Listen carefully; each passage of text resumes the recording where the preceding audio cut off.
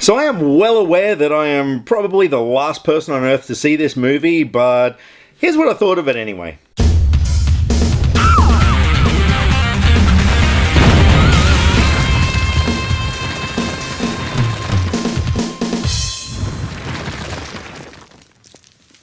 The Mummy 2017 is directed by Alex Kurtzman. It stars Tom Cruise as Nick Morton, who's kind of a soldier of fortune, adventurer, thief kind of a character. And he crosses paths with an ancient Egyptian mummy named Amenet, who wants his body. That's right, well what I mean is she's actually after his body because she wants to stab him with an ancient knife and let the god of death Set possess his body so he can be a person and I guess, I don't know, do evil bad guy type stuffs. In the meantime, Cruise's character comes across an organization of people led by Dr. Jekyll, played by Russell Crowe, and they're in the business of stopping monsters, which is just as well because, you know, Tom Cruise has found a monster and she's after him, and so there you go. So as I said, look, I know I'm the last person to see this movie. I am pretty sure there are starving kids in Africa who have actually seen this film before I did. Reason being, when it came out, I was seriously ill with the flu and I wasn't going anywhere. And not only that, the reviews for this weren't that great. I realize, you know, we've got to make up our own minds about movies, but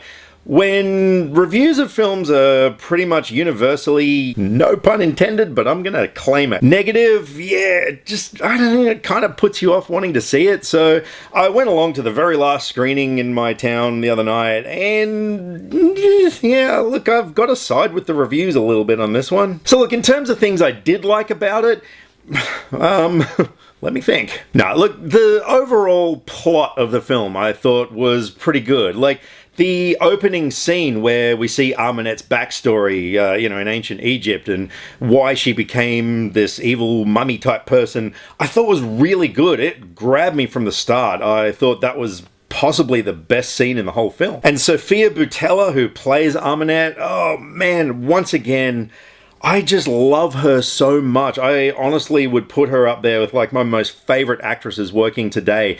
Everything she's been in that I've seen, I've really loved. Kingsman: The Secret Service, you know, the chick with the blades on her legs, Star Trek Beyond, and now this one, like everything she's in. Admittedly, you know, it's because of the characters she plays as well. They're always really fascinating, but there's just something about her that is freaking awesome, and this was no different. She looked amazing. Her performance was fantastic. She gave across, like, you sort of felt sympathy for her character, and you kind of got why she was evil, and I thought that was really well done. Aside from that, some of the horror scenes in the film, they were reasonably well done, except for an over-reliance on CG, where I thought they could have achieved what they were after with practical effects a lot better. Other than that, other things I liked about it,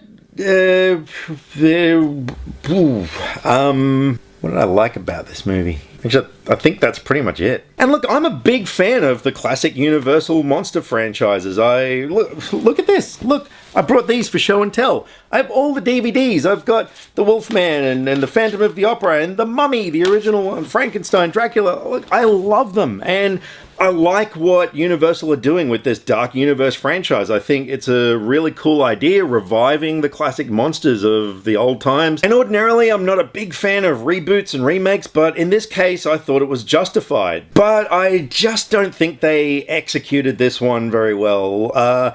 The fundamental problem for me was this movie didn't know what it wanted to be. I mean, you think of classic Universal monster characters, you think horror movies. And while this did have elements of horror, it also had elements of big, loud, summer blockbuster movie with explosions and gunfights and chases and Tom Cruise running. Of course, Tom Cruise was running. There were elements of humor and everything, but I don't think it balanced everything very well. And yeah, it just felt, I don't know, disjointed. It kind of felt to me that they just churned this script out as quickly as they could to kickstart the Dark Universe franchise. And, you know, they shoehorned in references to Dracula and the creature from the Black Lagoon and stuff like that. But it yeah, it just felt rushed. In terms of the other performances, look, I like Tom Cruise, you know, I mean, yeah, the guy's a bit weird in real life, but his movies are really good. But in this movie, he just,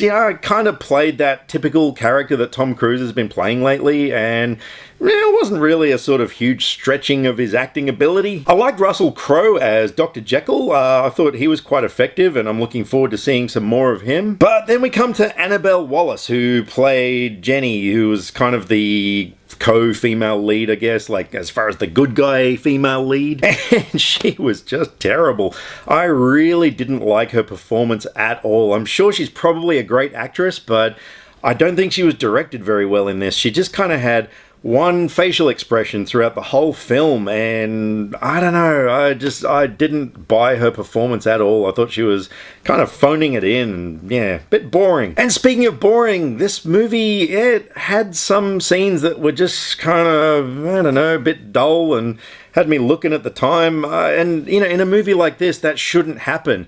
I mean, you know, if they were going to make it a big sort of action horror film, that's fine, but keep it entertaining, keep the pace going, but they failed to do that in this one. So look, overall, I wasn't impressed with this film. I wanted to be impressed, and you know, I really hope that the remainder of this Dark Universe franchise kicks ass, because they really need to do something to, you know, pick it up a little bit. Yeah, I wouldn't recommend seeing it at the movies, not that you can anymore. The only time I would buy it on Blu-ray is if the rest of the Dark Universe franchise were really good, and I collected the whole lot, and then The Mummy was like, you know, in a $5 bin, and I sort of wanted to complete the collection, then I'd own it. But overall, I'm gonna give The Mummy 2017 a 4 out of 10.